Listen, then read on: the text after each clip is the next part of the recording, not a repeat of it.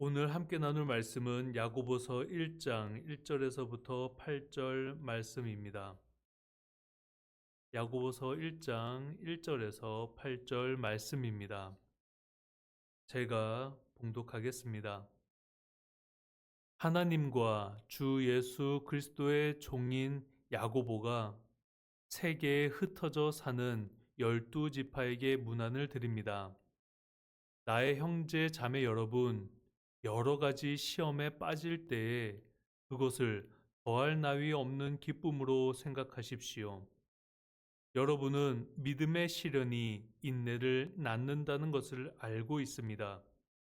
여러분은 인내력을 충분히 발휘하여 조금도 부족함이 없이 완전하고 성숙한 사람이 되십시오.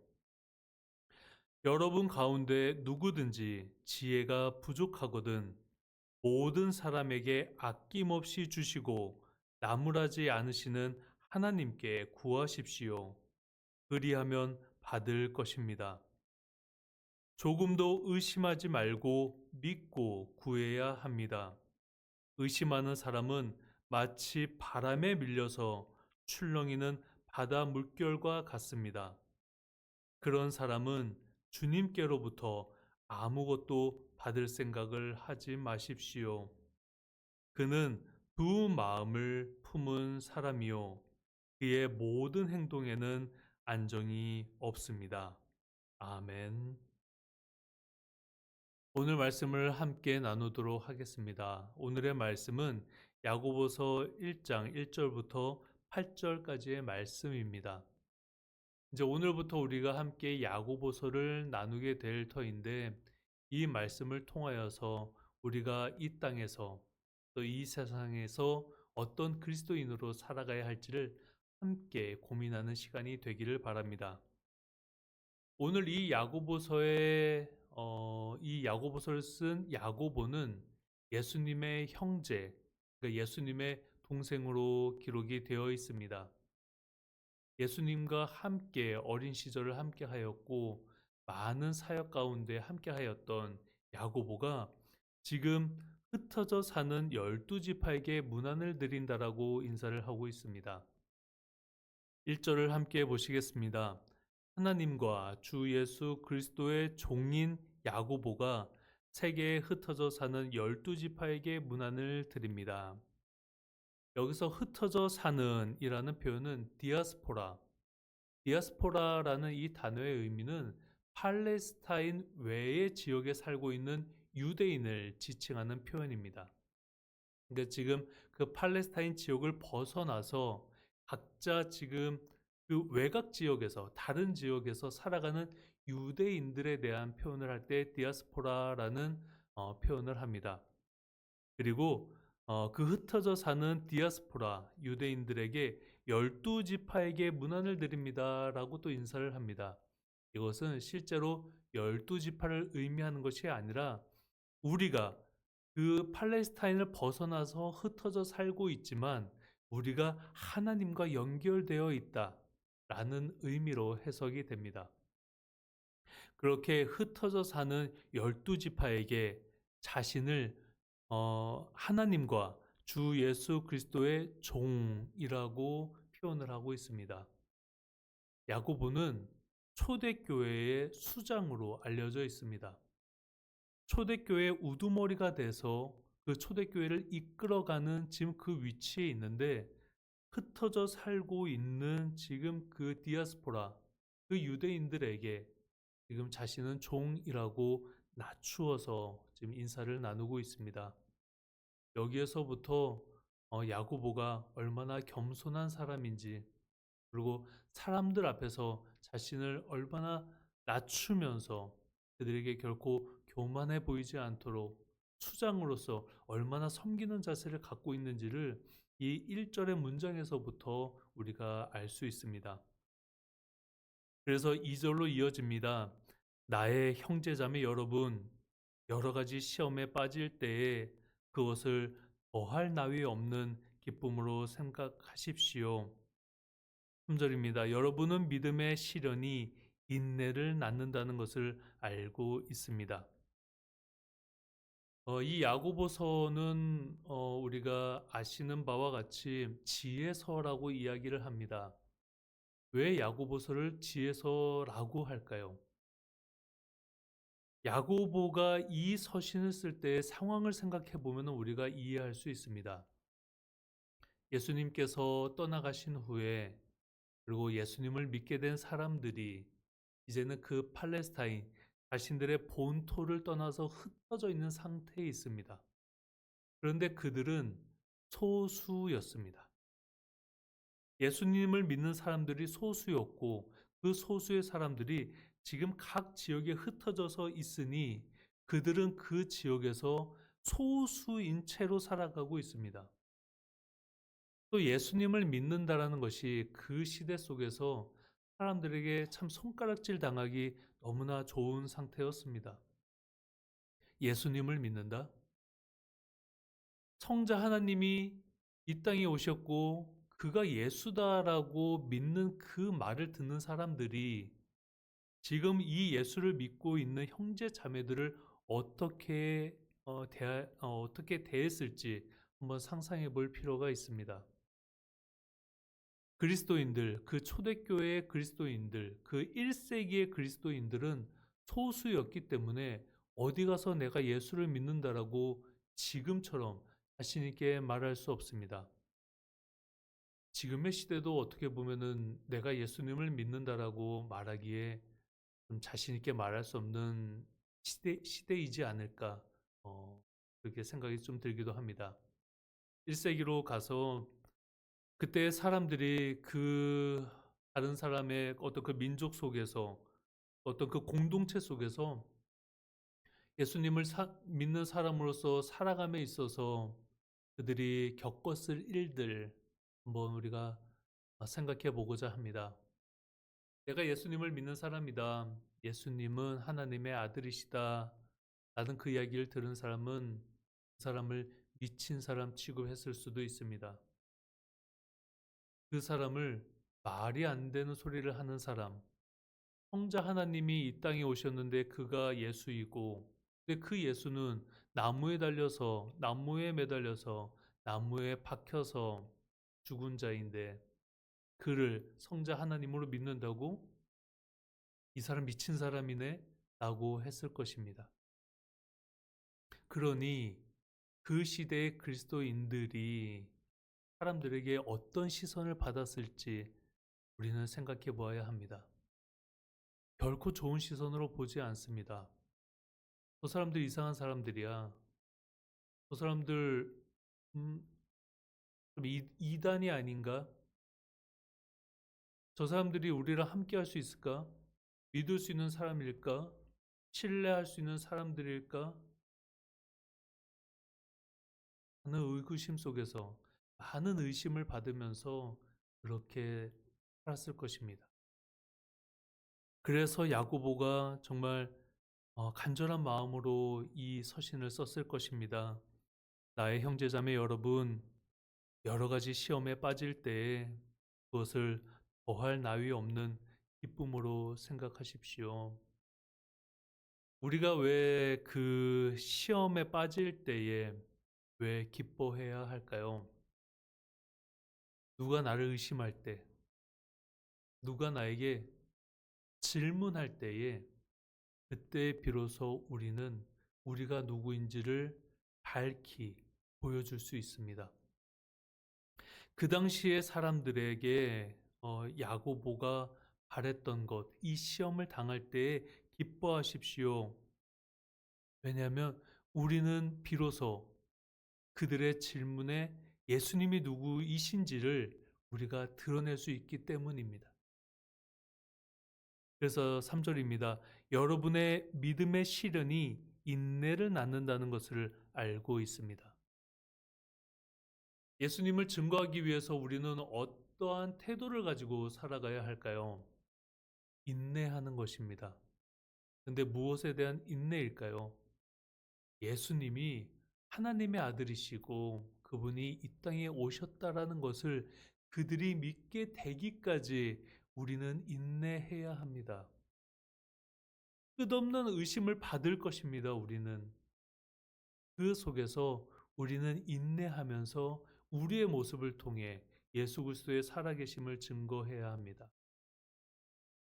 우리가 우리의 모습을 통해서 증거할 수 있는 방법이 무엇일까요? 그 시대의 사람들도 그랬을 것입니다. 우리가 결코 여러분들에게 해를 끼치는 사람들이 아닙니다.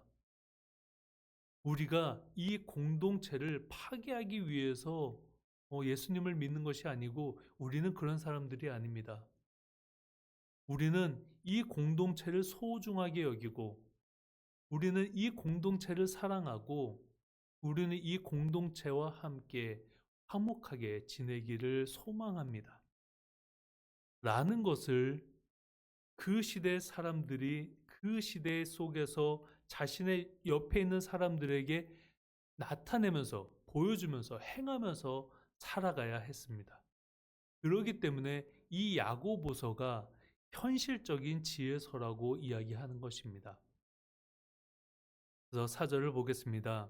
여러분은 인내력을 충분히 발휘하여 조금도 부족함이 없이 완전하고 성숙한 사람이 되십시오. 그리스도인의 바른 모습은 성숙한 사람이 되어가는 것입니다. 근데 이 성숙한 사람이 된다는 것이 무엇인가에 대해서 우리가 같이 한번 생각해 보고자 합니다. 그리스도인의 성숙한 그리스도인의 모습, 그것은 전체 숲을 볼 수 있는 넓은 시야를 가진 사람들입니다. 우리가 이 교회 공동체를 함께 생각해 보기 원합니다. 이 교회 안에 모이신 분들이 서로 막 다투고 싸우고 있다면 그 모습이 결코 보기에 좋을까요? 그렇지 않을 것입니다. 서로가 서로를 소중하게 대하고 서로가 서로와 함께 화목하게 지내려고 노력하고 서로가 서로를 배려하고 내가 여러분을 정말 귀하게 여기고 있습니다라는 것을 말과 눈빛과 행동으로 보였을 것입니다. 그러니 그 1세기의 사람들, 예수님이 떠나가신 이후에 예수님을 믿으면서 살아가야 했었던 그 사람들의 모습들도 똑같았을 것입니다. 자신들이 살고 있는 그 지역 속에서 우리는 여러분을 정말 사랑합니다. 우리는 여러분을 정말 귀하게 여깁니다. 나는 여러분들에게 해를 끼치는 사람이 아니고 나는 여러분들에게 위험한 사람이 아닙니다. 라는 것을 날마다 증명해야 했습니다. 그러지 않고서는 그 사회 속에서, 그 세상 속에서 살아갈 수가 없었습니다. 어떤 가족의 문화, 어떤 자신들만의 어떤 어, 그 집단의 문화성이 강한 그 사회 속에서 어떻게 보면 개인 혼자서 살아갈 수밖에 없는 집단을 이룰 수 없는 그 소수의 그리스도인들이 그들 속에서 살아갈 수 있는 방법은 낮은 자세로 겸손히 살아가는 것이었습니다. 그렇기 때문에 항상 전체를 봐야 했습니다. 나무만을 보는 것이 아니라 숲 전체를 보면서 내가 이곳에 가면 이렇게 행동하고 이곳에 가면 이렇게 말하고 이곳에 가면 이 행동을 조심해야 되고 실질적으로 내가 무엇을 조심하면서 살아가야 할지를 날마다 생각하는 것입니다. 그렇게 해서 내가 오늘 만나는 사람을 어떻게 대해야 할지를 깊이 고민하는 삶, 그 삶이 성숙된 그리스도인의 모습입니다.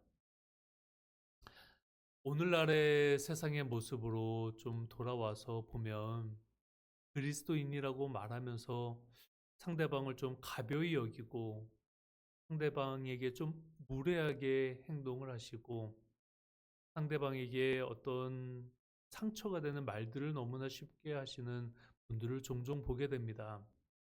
그런 모습이 그리스도인의 모습이 아닙니다. 그리스도인은 이 나라의 전체 인구만 봐도 소수의 인원입니다.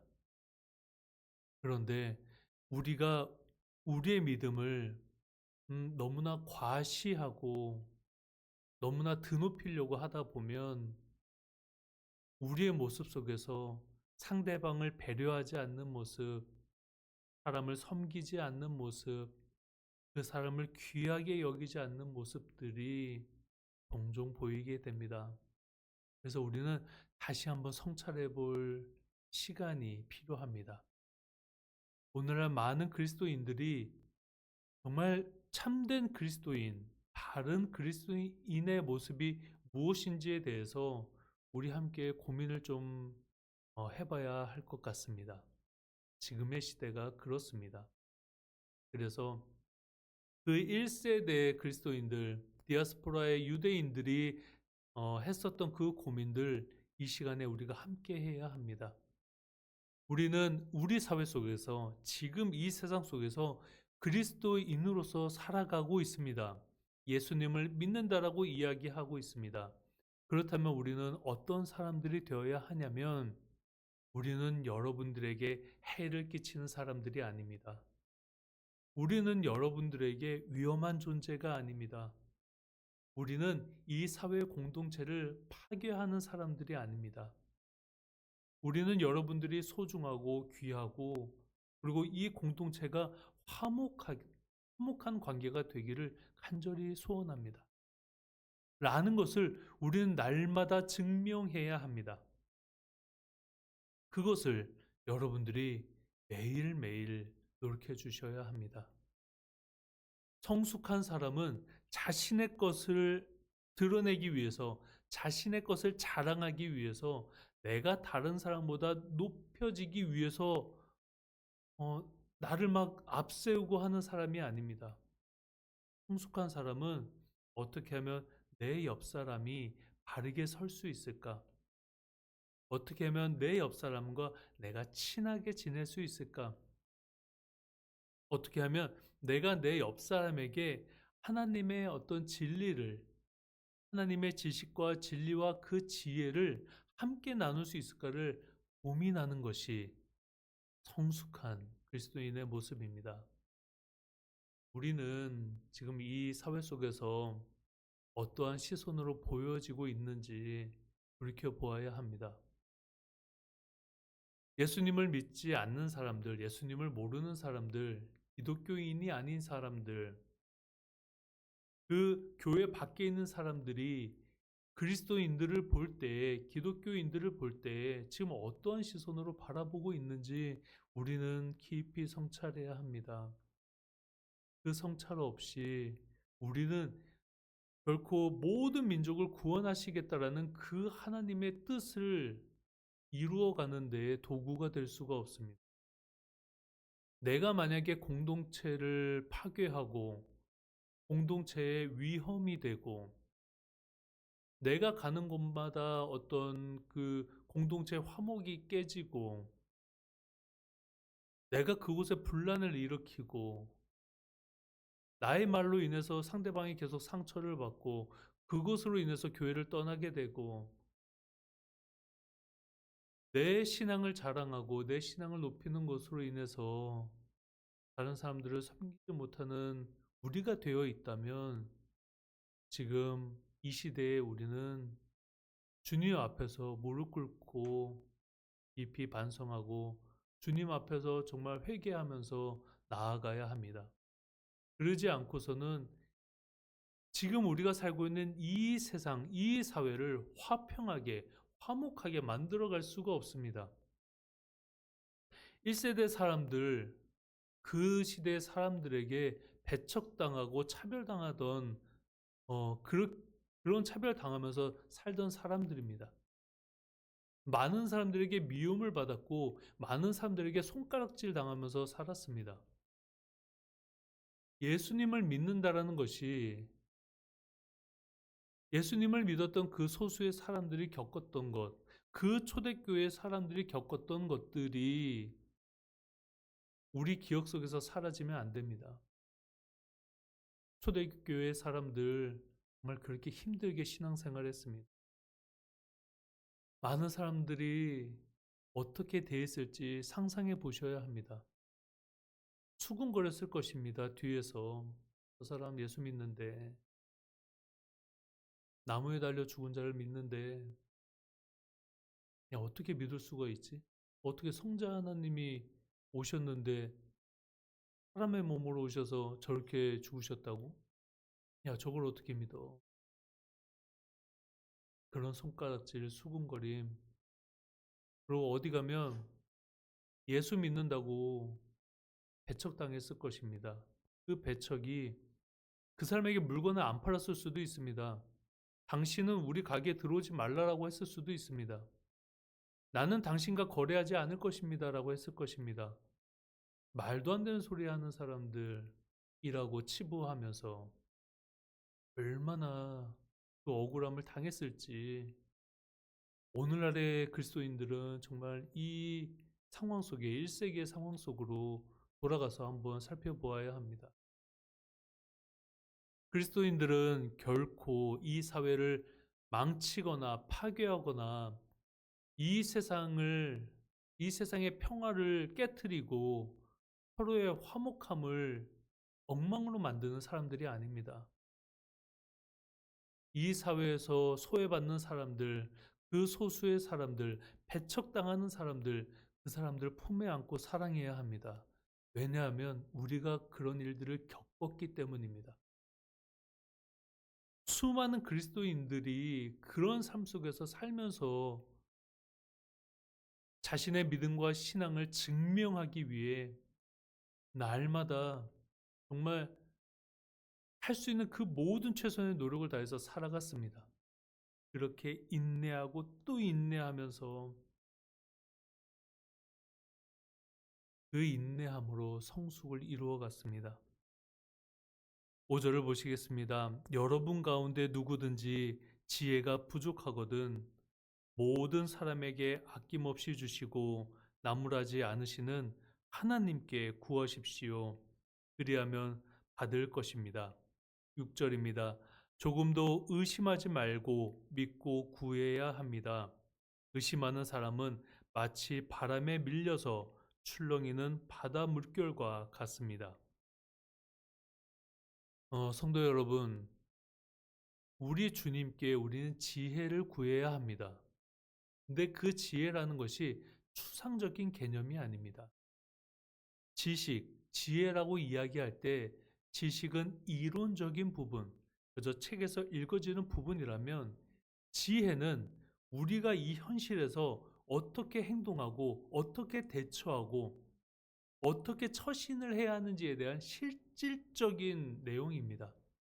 그것을 주님께 구하는 것입니다. 하나님 아버지, 우리가 지금 이 세상 속에서 어떠한 모습으로 살아가야 할지, 어떠한 마음으로 살아가야 할지를 분명히 알게 해주십시오라고 기도하셔야 합니다. 그리스도인으로서 주님, 제가 어떻게 이 사랑을 나누면서 살아가야 할지, 제가 있는 이 공동체 안에서, 제 가정 안에서, 제 형제 자매와 제 직장에서, 제가 또 예배드리고 있는 그 교회 안에서 어떻게 나누어야 할지 저에게 그 방법을 가르쳐 주시옵소서 하고 기도 드리셔야 합니다. 그리고 그것을 정말 어, 믿고 의심하지 마시고 구하십시오. 그러면 주님께서 여러분에게 그 마음속의 길을 알려주실 것입니다. 그리스도인으로서 어떻게 살아가야 할지를 여러분들의 그 생각 속에 떠오르게 해주실 것입니다. 어떻게 하면 화평하게 살아갈 수 있을지, 어떻게 하면 화목하게 살아갈 수 있을지에 대한 그 방법들을 여러분들의 머릿속에 계속해서 떠오르게 해주실 것입니다. 그렇다면 그것을 바르게 판단하고 행하는 것, 그것이 지혜입니다. 그렇기 때문에 6절 말씀처럼 믿고 구해야 합니다. 주실지 안 주실지를 의심하기 시작하면 여러분들은 그 어느 것도 받으실 수가 없습니다. 믿고 구해야 한다는 것은 주님께서 내가 이 땅에서 사는 날 동안 바른 그리스도인으로 살아가게끔 도와주실 것을 믿기에 그리고 주님을 의지하기에, 주님을 붙잡았기에 나에게 분명히 주실 것이다라는 것을 확신하면서 기도드리셔야 합니다. 그것 없이 내 믿음이 흔들리고 있다면 진짜 예수님이 계신 거야? 아, 예수님께 구하면 진짜 받을 수 있는 거야? 내가 내 모습을 어떻게 해야 되지? 그냥 세상 사람들의 방식대로 해야 할까? 저 사람들의 방식을 따라 하면은 내가 정말 어떤 위기를 모면할 수 있고 다시 거래도 할 수 있고 내가 먹고 살아가는 것을 해결할 수 있는데 세상의 방식대로 해볼까? 라고 의심하기 시작하시면 우리는 분명한 모습으로 살아갈 수가 없습니다. 하나님께서 우리에게 바라시는 것은 우리가 하나님의 지혜를 받아서 그 지혜를 바르게 행함으로 하나님을 증거하는 삶, 이것이 주님께서, 하나님께서 우리에게 바라시는 그런 모습입니다. 그러니 우리는 하나님의 살아계심을 확신하면서 살아가야 합니다. 그리고 그 하나님께서 바라시는 우리들의 모습, 그 모습, 사랑이 가득한 그 모습, 서로 섬기는 그 모습, 서로를 향하여서 따뜻한 눈빛을 전하는 그 모습, 말도 조심히 하고 행동도 조심히 하고 혹시나 내가 이렇게 말하면 상처받지 않을까? 내가 이렇게 행동하면은 저 사람에게 불편을 끼치진 않을까? 그런 것들을 계속해서 생각하는 것, 그것이 너무나 중요합니다. 그러니 성도님들께서 이 땅에서 살아가실 때에 우리는 그런 것들을 계속해서 기억해 나아가야 합니다. 7절, 8절입니다. 그런 사람은 주님께로부터 아무것도 받을 생각을 하지 마십시오. 그는 두 마음을 품은 사람이요. 그의 모든 행동에는 안정이 없습니다. 네, 그 사람의 모습에는 안정이 없다라고 이야기를 합니다. 마음이 두 가지가 있기 때문입니다. 세상의 방식대로 해볼까? 세상의 가치관을 따라가 볼까? 내가 예수님을 믿지만 예수님의 뜻대로 살아가는 것이 내가 너무나 불안하고 예수님의 방식대로 예수님께 주시는 그 지혜로 살아가자니 내가 너무 손해를 보는 것 같고 나도 세상에 있는 사람들처럼 부자가 되고 싶고 넉넉하게 살아가고 싶고 인정받고 싶고 그런데 세상의 방식은 다른 사람을 배려하지 않습니다. 세상의 방식은 다른 사람들의 마음과 생각을 존중하지 않습니다. 세상의 사람들이 서로를 대하는 모습, 우린 너무나 잘 알고 있습니다. 자신의 어떤 이익, 자신의 부를 채울 수만 있다면 다른 사람들의 어떤 시간, 그리고 다른 사람들의 노동력을 착취하고 빼앗는 것에 있어서 결코 부러워하지 않습니다. 그리스도인은 결코 그런 사람들이 아닙니다. 그리스도인은 언제나 내 공동체를 생각하고 숲을 바라보면서 그 한 사람 한 사람, 그 나무 하나하나를 소중하게 여기는 사람들입니다. 나만을 위해서 그 숲 전체를 태우는 사람이 아닙니다. 공동체를 생각하지 않는다면 우리는 바른 그리스도인이 될 수가 없습니다. 의심하지 마십시오. 두 마음을 품지 마십시오. 우리는 분명한 그 목적을 가지고 이 땅에서 살아가고 있습니다. 우리의 분명한 목적은 이 세상이 화목해지는 것입니다. 우린 그것을 위해서 시험 당할 것입니다. 여기에서의 시험, 사람들에게 초반에 말씀드렸던 것처럼 사람들에게 의심받고 질문받고 사람들에게 경멸도 당하고 손깍질도 당하고 배척도 당하고 미움도 받고 차별도 당하고 혐오도 당할 것입니다. 그를 1세대 그리스도인들이 다 겪었습니다. 우리는 그렇게 행하는 사람들 아니라는 것을 계속해서 말씀을 드립니다. 우리는 서로 사랑합시다. 어떻게든 사랑을 전해서 이 세상이 화목해지도록 그 평화가 자리 잡을 수 있도록 우리 최선을 다해서 노력합시다. 그러한 그리스도인이 되어서 주님께서 꿈꾸시는 그 세상, 모든 민족이 주님을 믿는 그 세상, 모든 민족이 주님의 뜻에 따라 살아가는 그 세상, 그 세상이 우리로부터 시작될 것입니다. 기도하겠습니다. 하나님 아버지, 오늘부터 야고보서의 말씀을 통하여서 주님께서 우리에게 남겨주신 주님의 그 마음을 들여다봅니다. 하나님, 1세기의 디아스포라 사람들, 팔레스타인을 떠나서 그 외 지역으로 떠났던 그 유대인들, 예수님을 믿었던 그 소수의 사람들을 기억합니다. 그들이 겪었을 그 모든 부당함들, 억울함들, 그 슬픔들을 오늘 우리가 되새겨 봅니다. 그 속에서도 예수 그리스도를 증거하고 예수 그리스도의 삶을 살아갔던 그 사람들의 인내와 수고와 헌신과 오래 참음을 주님, 오늘 이 말씀 속에서 살펴봅니다. 주님, 우리가 이 사회 속에서 오래 참고 인내하며 분쟁이 있고 서로 다툼이 있고 싸움이 있는 곳에서 그곳에서 평화를 이루어내고 그곳에 화목을 이루어내는 그러한 주님의 자녀들이 되게 하여 주시옵소서. 오늘 이 말씀을 기억하며 살아가게 하여 주시옵소서. 간절히 기도드리오며 예수 그리스도의 이름으로 기도드립니다. 아멘.